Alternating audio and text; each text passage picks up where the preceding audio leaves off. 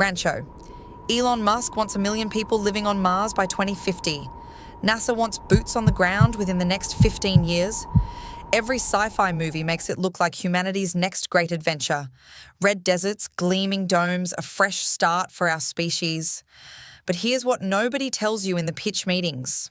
The human body, the exact machine evolution spent 4 billion years perfecting for life on Earth, is fundamentally, catastrophically incompatible with Mars. Not in a "it'll be tough" way. In a "your bones will crumble, your DNA will shred, and your body might slowly stop being able to function" way. Today, we're talking about the horrifying problem with colonizing Mars, the one that no billionaire wants to put in a keynote slide. Let's start with the invisible killer, radiation. Earth has 2 built-in shields, a thick atmosphere and a magnetic field generated by our molten iron core. Together, they deflect the vast majority of cosmic radiation and solar particles before they ever touch your skin. Mars has neither. Its atmosphere is less than 1% the density of Earth's, and its core cooled down billions of years ago, which means its magnetic field died with it. That means Mars's surface is bathed in cosmic radiation and solar flares all day, every day. According to data from NASA's Curiosity rover, an astronaut living on Mars for just 1 year would absorb radiation exposure far beyond what's considered safe for an entire career on Earth. We're not talking about a slightly higher cancer risk. We're talking about DNA damage that compounds over time. Cataracts, sterility, and dramatically elevated risk of fatal cancers. And the trip there is just as bad.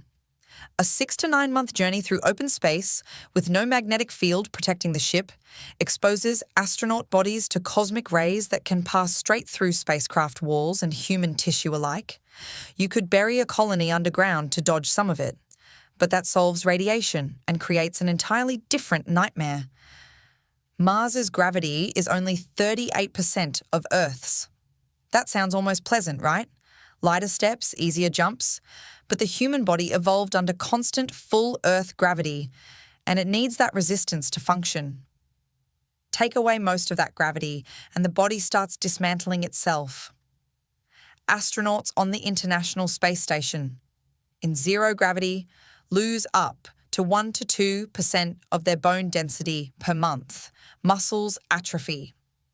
The heart, no longer working against gravity to pump blood, literally starts to shrink and weaken.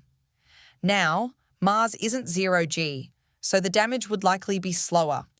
But nobody actually knows the long-term effect of living your whole life at 38% gravity, because no human ever has.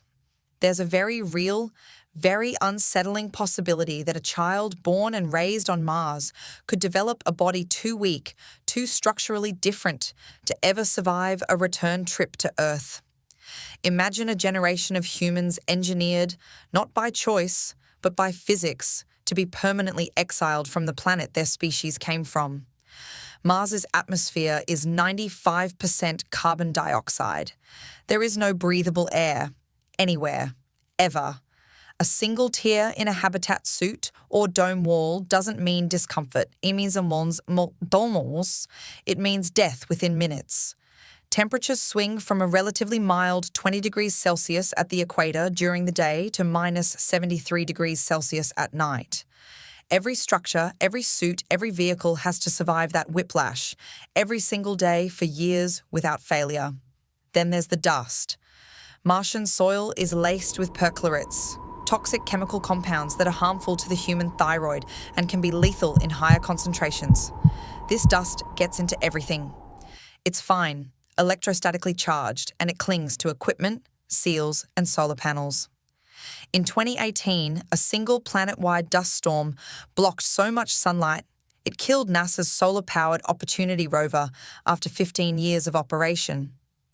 Now, imagine your entire colony's power and oxygen systems depending on solar panels during a storm that can last for months and blot out the sky. Growing food isn't much easier. Martian soil needs to be treated to remove those same toxic perchlorates before anything could safely grow in it, and every drop of water likely has to be mined from subsurface ice and processed for use. Let's say somehow the engineering all works. The radiation is shielded, the gravity is survivable, the air is breathable. You're still trapped. Depending on orbital positions, a message from Earth takes between 4 and 24 minutes to reach Mars. One way. That means real-time conversation is impossible. No phone calls with family, no live video chats. Every "how are you?" and its answer separated by up to 48 minutes round trip. And you can't just leave. Return windows to Earth only open roughly every 26 months when the planets align favorably. If something goes wrong, a personal crisis, a medical emergency, a mental health collapse, you may be stuck for up to 2 years before a ride home is even possible. Confined, isolated, staring at a horizon that never changes, for years at a time. Psychologists studying simulated Mars missions, like NASA's HISEAS experiments, have documented serious tension, conflict, and morale breakdowns in crews of just 6 people isolated for as little as 8 months. Now, scale that up to a permanent colony of hundreds expected to just make it work forever. None of this means colonizing Mars is impossible. Engineers are already working on real solutions: underground lava tube habitats for radiation shielding, closed-loop life support systems, water extraction technology, even experimental methods to counteract bone and muscle loss.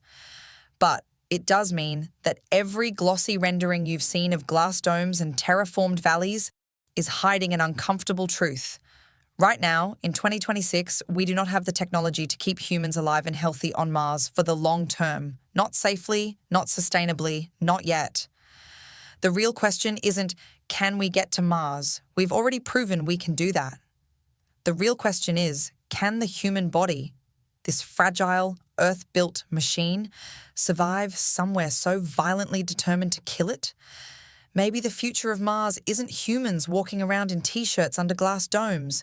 Maybe it's robots, AI, and generations of terraforming before a single person ever steps outside a habitat. Or maybe, just maybe, some problems are worth solving, no matter how horrifying they seem right now. Let me know in the comments. Would you volunteer for a one-way trip to Mars, knowing all of this? If you want more videos breaking down the real science behind space exploration, hit subscribe, and I'll see you in the next one.